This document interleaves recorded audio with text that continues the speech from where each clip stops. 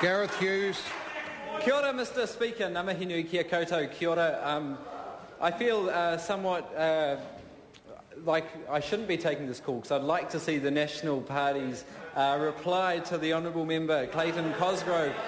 Clayton was building up quite a slangy match. But, Mr Speaker, I do want to take a call on this important bill at an important time because we are really at a turning point in our nation's history. Mr Speaker, we are at a turning point. We're facing huge economic challenges as a nation. At the moment, it's only those high international commodity prices which are keeping us with our heads above water as we continue our slide down the OECD rankings over the last several decades. This has real impacts on Kiwi families, real impacts on Kiwi jobs. Order! There's too many conversations going across the House. Mr Speaker, essentially we're a nation addicted to growing grass. Most of our income is from tourists coming over here to look at our natural landscape, and the other half of it essentially is selling grass in the form of dehydrated milk powder. Mr Speaker, we're addicted to high commodity prices. We're not masters of our own fortune in this nation. We're facing huge environmental challenges, Mr Speaker. Just this week, at the time of the budget, we had esteemed NASA astrophysicist Dr James Hansen in New Zealand saying climate change and coal was the single greatest threat to our civilization on this planet. Mr Speaker, it's also a week of immense personal challenges and worker challenges. Just before the budget, I was privileged to stand with a number of other MPs from the Labour and Green parties at the Council of Trade Union rally, where people are really feeling the pinch of these government's changes in the budget and they've made before. So, Mr Speaker, we're facing huge economic challenges, huge environmental challenges, huge challenges to our workers and our whānau in New Zealand. But what did we see from the budget? Well, quite frankly, it was a damp squib, an absolute failure. We saw a bit of tinkering. We've seen some hilarious names issued. Probably my favourite name was by the member Stuart Nash in the committee stage before, the Steal the Dream budget. We've seen the shaky, quaky budget, the zero budget. There's been a whole bunch of names, but essentially the journalists have been busy trying to come up with names because there isn't a great deal of substance. Definitely no positive substance for the country. Mr Speaker, we're debating this now on a Friday afternoon under urgency. There's absolutely no reason this should be the case. We have plenty of time for this to go through the proper process, which involves the public having a say in select committee, and it's a disappointment we have to see this bill under urgency today. So the Green Party will be voting against this bill, which basically does only two things. Firstly, it halves the government rate of matching contribution to KiwiSaver and removes the tax exemption to the contribution by employers, and also makes some significant changes to working for families. Firstly, looking at the balance of contributions to KiwiSaver, the government says this is intended to move the public funding towards private saving, saying this will generate fiscal savings by reducing the public cost of the government's contribution. So, Mr Speaker, cutting both the government and the employer's contribution to KiwiSaver and saying that this increase will increase the incentive for personal saving really does border on the disingenuous. Why would anyone be more encouraged to save when the matching contributions are cut?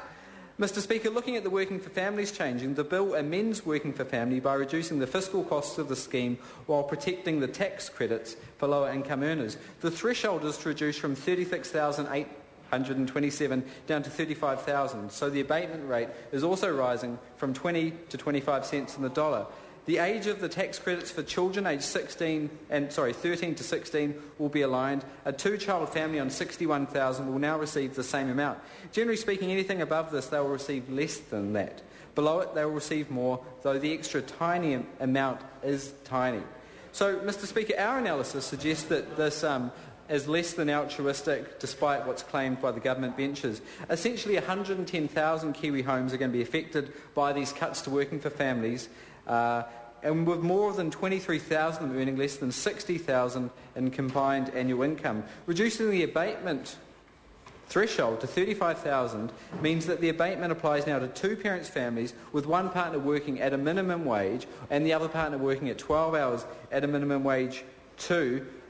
So essentially raising that abatement rate to 25 cents on the dollar really, and this is the rub of the changes, Mr Speaker, results in an effective marginal tax rate of 58%. This is on the people in New Zealand who can least afford to be paying a marginal tax rate of 58%. Mr Speaker, the KiwiSaver changes come at a terrible time in New Zealand's history where we've got low very low rates of household saving compared to other OECD countries. Now, I've got to admit I've been wrong on one thing. We've heard over the years that this government's got a vision taking us back to the 1990s. Well, that's definitely the case when it comes to industrial relations legislation, some of the environmental legislation. The vision is go back to the 90s. But when it comes to household saving, the vision is let's go back to the 70s. Let's go back to the days of Muldoon and scrapping the national super. So apparently they've dusted off the old playbooks, how to reduce our nation's savings. Mr. Speaker, this bill deals with two things, the KiwiSaver changes and the Working for Family changes. Working for Families changes. The third big element of this bill was the student loan changes, and I'm surprised we don't see the changes in legislation in this chamber today around the entitlement to student loan access for students aged over 55. Because clearly it's discriminatory. At 54 you can get a student loan, at 55 you're not allowed to under this government change.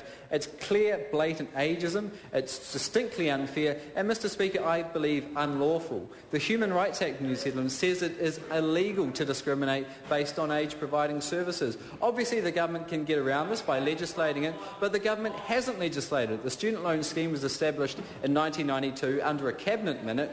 You cannot break the law in a cabinet minute. Clearly this change is discriminatory, I believe unlawful, and if the government intends to continue this crazy policy, because it is crazy, Mr. Speaker, considering Kiwis are working longer, many past 65, it's crazy considering many of us have a number of careers in our lifetimes, and it's crazy because in a recessionary environment people have lost their jobs, they want to get trained up, they want to get skilled, that's a good thing for the economy, but this government's saying no. So I'm surprised we don't have legislation in front of us to deal with that.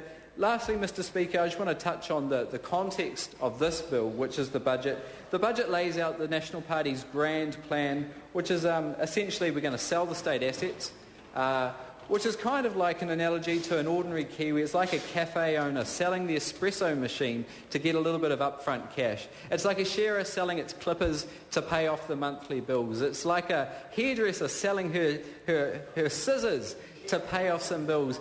Ultimately what we're going to see is bad down-term effects. Mr. Speaker, I've just discovered in the budget, this budget allows the government to set up a new account of $750 million to help borrow for its roads of significance to national. This is, in the context of the nation borrowing more than $300 million a week, a budget deficit, one of the biggest, well, the biggest in our country's history, yet somehow Stephen Joyce has managed to ring-fence his $11 billion for just 7 roads of significance to national. And now, because we're seeing declining road usage across our country because of those high oil prices, the government refuses to prepare us for, refuses to plan for. They now have to set up a whole separate budget line, $750 million, to fund these roads of significance to national. We're seeing in this budget subsidies to polluters between $800 to $1 billion, Mr. Speaker. At a time when our country can least afford it, we're subsidising polluters. And for me, that sums up the budget, but it also sums up the failure of imagination from both the two big parties in our parliament. There's still no vision. From the national benches we hear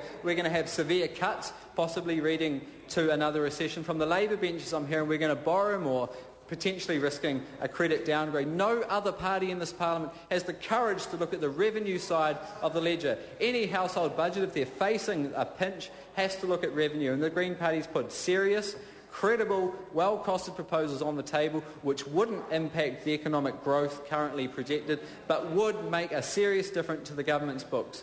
Just lastly, Mr. Speaker, there's no vision from either party how we actually transform to deal with these significant economic, environmental and social challenges facing the nation. Mr. Speaker, we've got such advantages, such strategic assets in this country. We've got this clean green brand which is going to be called into doubt, as seen in the BBC Hard Talk interview.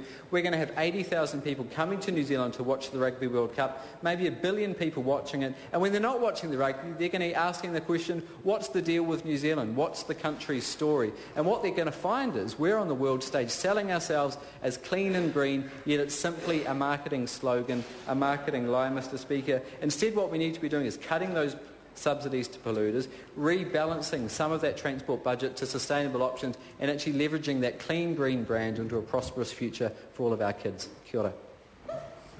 Te ura Flavel.